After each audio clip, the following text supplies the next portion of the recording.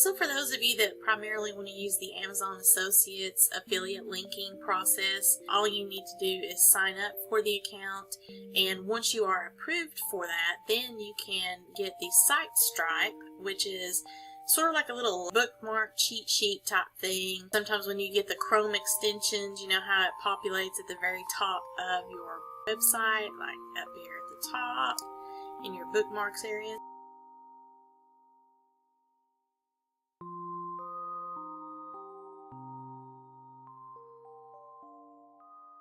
Keeps you from having to log into the Amazon Associates and do a lot of things more manually, where you can actually just go as if you're shopping and then click on whatever item that you want to get the link for. So for instance, let's go to my shop, and I'm going to, let's see, come down here, click on my influencer link, where I have a lot of items that I have purchased in the past and love. So let's say I want to refer this Fitbit to you guys. I would come up to the top of my screen as I am signed into Amazon. It says Get Link, Image, Text plus an image, or you can choose to do a custom option. And now they even have the handy dandy Facebook and Twitter share features. Once I've pulled up an item that I want to refer, I go over here to the left and just get the text, and that brings up my store ID that I have that's directly linked into how I'm logging into Amazon Associates, as well as the tracking ID that's assigned to the store ID.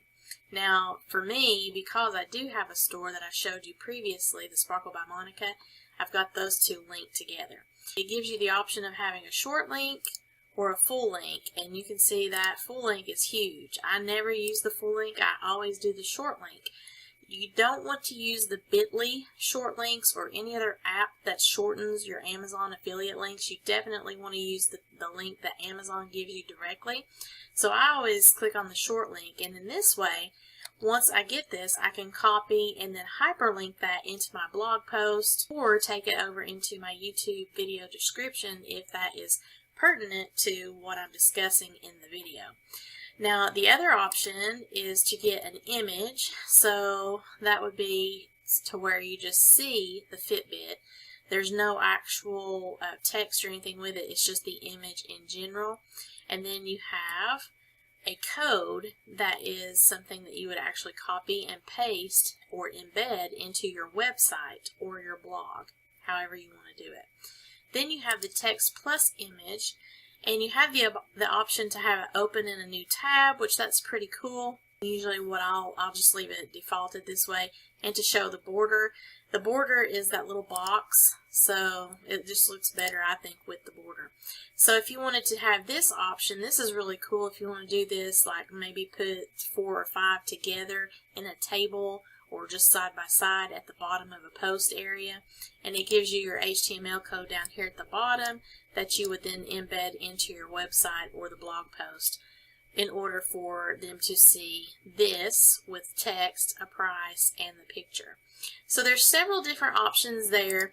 If I were to say Facebook, let's see what happens, because I haven't ever used this yet due to the previous rules on using that for your social media. It's just going to look just exactly like I'm sharing an Amazon page. However, it is going to be tied to my affiliate link. I would have to make a statement like I have in my YouTube description or on my blog that this is an affiliate link here, so that I don't get in trouble with Amazon. Because if you're found out that you are spamming people with your affiliate links, or you're doing something inappropriately with those, they will actually remove your account. And sometimes you can reapply for it, sometimes not. It's just an instant removal, and you're just out of luck on that. Primarily, I've always just used this text link and gotten the short link so that I could hyperlink that into my blog posts or share that into my YouTube video descriptions.